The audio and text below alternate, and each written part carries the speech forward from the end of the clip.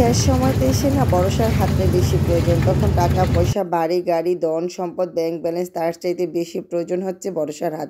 যাদেরকে চোখ বন্ধ করলেই বিশ্বাস করা যাবে, একান্ত কাছে পাওয়া যাবে, তারা হলো একমাত্র সন্তান।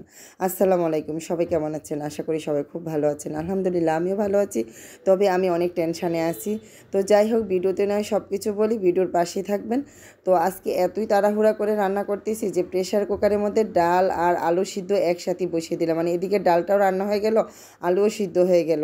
তো ঝটপট আলুর ভর্তা আর ডাল রান্না করে বাসায় রেখে তারপরে আমাকে বাসা থেকে এই বৃষ্টির মধ্যে বের হয়ে যেতে হবে। তো আমি না ডাল আলু ভর্তা দিয়ে খেতে তেমন একটা ভালো লাগে না, যেহেতু আমাকে লং জার্নি করতে হবে। আমার কাছে মনে হলো যে একটু ঝাল ঝাল করে শুটকি রান্না করি।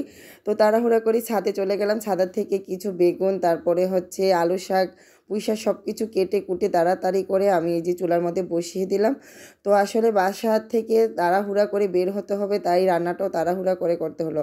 তো অনেকে হয়তো আমার ভিডিও দেখেছেন যে আমার মা অনেক দিন হয় আমার কাছে আছে। তো মা আসলে আপুর বাসায় থাকে, আমার কাছেও থাকে। তো আমার আপু থাকে ঢাকায়, আমি থাকি কুমিল্লায়। তো আপু বাসা থেকে অনেক দিন হয় আসছে। তো মা ডাক্তার দেখাবে, ঢাকায় যাবে। তো এর মাঝখানে মা বেশি অসুস্থ হয়ে গেল, কারণ আমার মা ঢাকায় ডাক্তার দেখে, সবসময় চেক আপে থাকে। তো এতটাই অসুস্থ হয়ে গেছে। তো আমি বললাম যেহেতু আমাদের কুমিল্লা ভালো ডাক্তার আছে, এখানে ডাক্তার দেখাও, কিন্তু মা কোনো মতেই রাজি হবে না, সে এখানে ডাক্তার দেখাবে না। সে সবসময় যে ডাক্তার দেখাবে ওখানেই যাবে। তো কিন্তু এতটাই সিরিয়াস অসুস্থ হয়ে গেছে যে যাবে সেই সময়টাও পাচ্ছিল না। তো যাই হোক, তাড়াহুড়া করে মাকে নিয়ে বাসা থেকে বের হয়ে যাব। এই টাইমে একটা পার্সেল আসলো, পার্সেলটা রিসিভ করলাম। তো এখানে ছেলের বই ছিল কিছু। তো যাই হোক, মাকে নিয়ে এই তো আমি যাত্রাবাড়ি চলে যাচ্ছি। তো যাই হোক, ওখান থেকে আমার আপু এসে নিয়ে যাবে। তো মাকে ধানমন্ডিতে ডাক্তার দেখাবে, ওখানে সিরিয়ালও দিয়ে আসছে। তো এতটা বৃষ্টি ছিল আর মা এতটা অসুস্থ ছিল, কি বলবো, আমার অনেক কষ্ট হচ্ছিল। আর সাথে তো এই যে আমার ময়না পাখিটা, সে আসলে আমাকে ছাড়া কিছুই বোঝে না। তাকে আমার বোনরা ভাগ্নিরা নাম দিয়েছে কান্দনী বেগম। এই কান্দনী বেগমকে সবাই মানে যত যা কিছু হয়ে যাক না কেন, কান্দনী বেগমকে আমার সাথে করে নিয়েই যেতে হবে। তাকে বাসায় রেখে যাওয়া কোনো রকমই সম্ভব হয় না। তো যাই হোক, মা কান্দনী বেগমকে নিয়েই চলে গেলাম।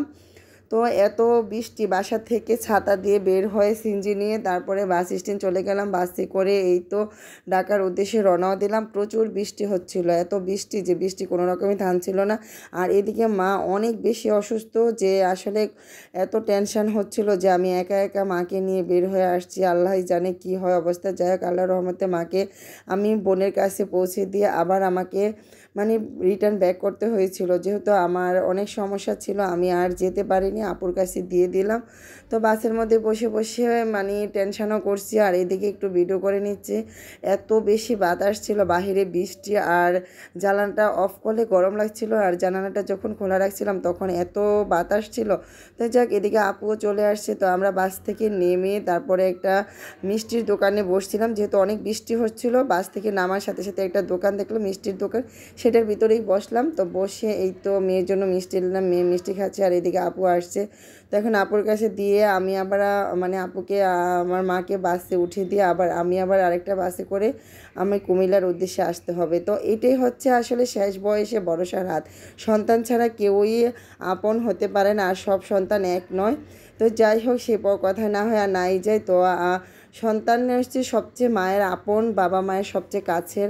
তো মা অসুস্থ হবে যে কোনো সময়, হচ্ছে লাস্ট সময়টা এরকমই হয়, বাবা মা অসুস্থ হবে আর সন্তানকে কাছে পাবে, এটাই স্বাভাবিক।